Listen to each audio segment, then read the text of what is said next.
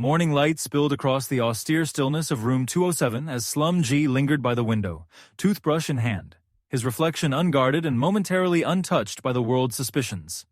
In this hush, each detail, the mesh bag packed for departure, the glowing phone, the faint hum of chat notifications, felt fragile, as if his innocence were a glass waiting to be tested by the day's first knock. Slum G rinsed his mouth, the echo of running water mingling with the gentle wash of sunlight across room 207.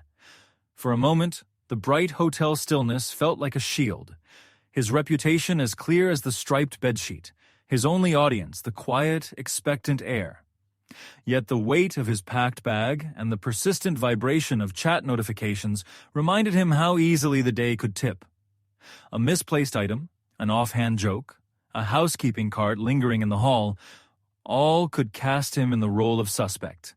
He squared his shoulders, driven by the simple goal of a clean departure, but a single yellow-striped towel draped over a chair caught his eye.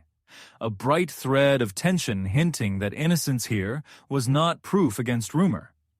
Outside lay adventure, but also scrutiny. He could not help but wonder how much of himself he'd have to defend before nightfall. Beneath the dappled sunlight and the watchful gaze of Aniketho, the subtle ballet of poolside order was shattered as Flask Skep's clipboard hovered, his eyes fixed on a towel that no longer matched the morning's count.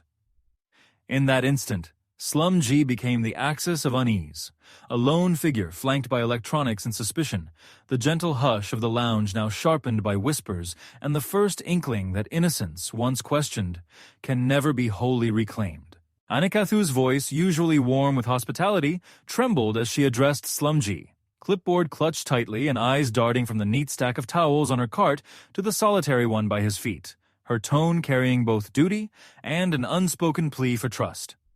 Flask Skep's silent note-taking behind a veil of palms lent the air a chill, as Slum G, suddenly aware of the growing scrutiny, felt an unfamiliar flush of defensiveness rise within him, the first fissure in his morning's peace. A hush fell as obese banker materialized at Slum G's side, clipboard slicing the pool's humid air. His greeting bright, but his stare intent, each word weighed, each glance flickering to the towels and Slum G's scattered gear. Siegmoid's silhouette darkened the entry, arms folded, gaze fixed and silent, the ambient hum of chat twisting from playful to pointed. Box on scooter full of loot. Stealing towel, the running joke now barbed, echoing in the sunlit lounge. Slum G's heartbeat thrummed in his ears. The scent of chlorine mingled with the sudden tang of unease, as every rustle and snicker in the room felt aimed at him alone. His denial, delivered with a strained laugh, seemed to evaporate in the thickening air, doubt pooling in the silence between questions. Was there any gesture, any answer left that could turn suspicion away? Or had he been quietly marked? Another story for their ledgers? Obese banker leaned in with practiced courtesy, clipboard poised, as Siegmoid's silent presence behind him pressed the accusation further. The gentle rattle of the poolside cart, and the weight of every passing glance sharpened the unspoken question until Slum G's breath caught in his throat. He searched the faces arrayed around him for a flicker of empathy, but found only polite suspicion reflected back. His own certainty now wavering, as the chat's relentless chorus of stealing towel and box in his scooter full of loot seemed to drown out every defense he could muster. With each measured step toward the exit, Slum G felt the hotel's air grow heavier, its silence pricked by the sense of eyes tracking him from every doorway and reflection. The blue-uniformed Siegmoid lingered by the lobby's glass doors, gaze unwavering, while obese banker's voice, almost gentle now, offered a hesitant, "If there's any misunderstanding, sir, we simply want to resolve it." Determined not to let their unspoken verdict define him, Slum G pressed his trembling hand to the battered handle of his scooter, vowing beneath his breath to reclaim his reputation on the road ahead, even as the ache of unvoiced accusation trailed him into the glaring daylight. The battered scooter jolted onto the glowing tarmac, its engine grumbling beneath the relentless midday sun. Slum G's hand lingered on the throttle as he glanced back. The lobby's glass doors reflected Anikethu's silhouette, her blue neck scarf vivid against the sterile light.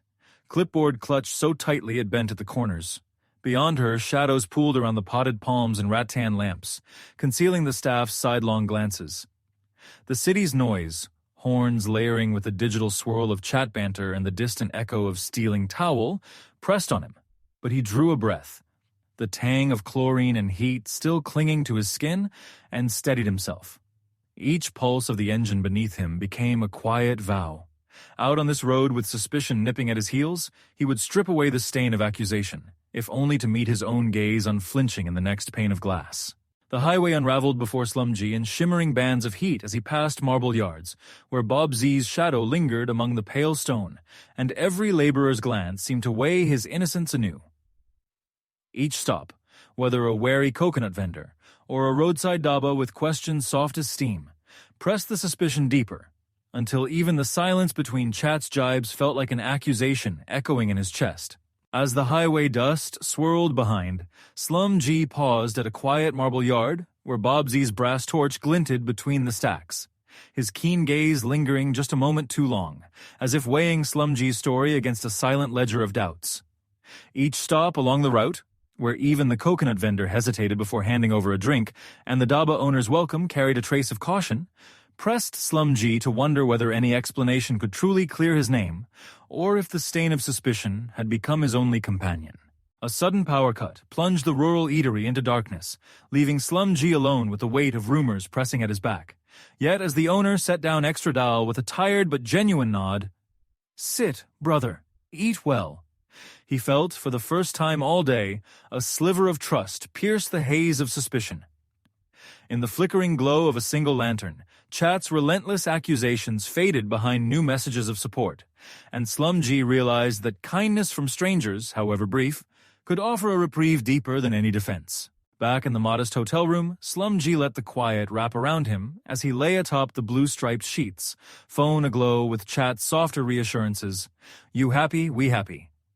The worries of accusation lingered like a faint bruise, yet as he closed his eyes, he allowed himself to wonder if tomorrow's world might be gentler, and resolved that, despite the scars, he would meet it with the same stubborn, searching hope.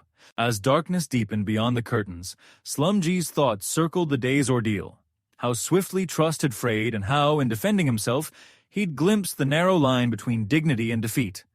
Yet as his breathing slowed and sleep gathered him in, he acknowledged the scar suspicion left, but also the quiet strength it had forged. Tomorrow, innocence or not, he would rise to meet the world's gaze unflinching, trusting that truth, however fragile, endured within him.